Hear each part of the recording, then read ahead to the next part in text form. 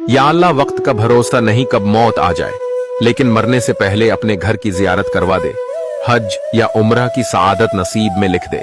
या अल्लाह, न जाने कितने जनाजे तेरा घर देखने की हसरत लिए रखसत हो गए, मुझे वो खुश नसीब बना दे जो तेरी दहलीज तक पहुंचे।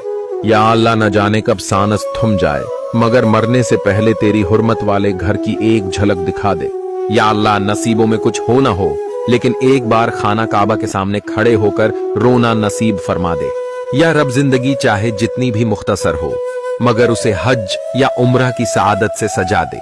या अल्लाह, मेरे गुनाहों के बावजूद अपने घर की जियारत की उम्मीद दिल से मत निकालना। या अल्लाह, शायद जिंदगी में बहुत कुछ रह जाए, मगर तेरी राह का मुसाफिर बनने की ख्वाहिश ना रह जाए। या रब, मेरे हाथों से तवाफ करवा दे, इससे पहले कि ये हाथ कफन में लपट जाएं।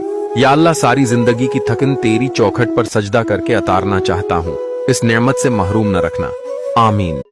कबूतर सारे रसूल पाक, जब तुर्कियों ने कहा ना इनको उतारो, इसकी तामीर करनी है, तो कहते हैं बड़े दिन उनको उड़ाया, बड़ा कुछ किया, उड़ते नहीं थे।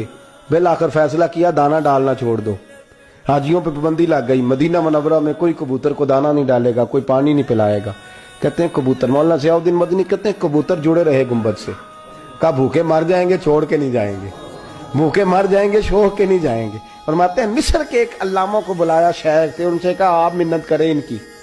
उन्होंने पहले गुंबद पे खड़े होकर दरूद पढ़ा, फिर कहने लगे सोने हमने इन्हें जानते, तू तो जानता है ना, या रसूलल्लाह आप इन्हें कहें कुछ देर के लिए जाएं, तामीर करनी है।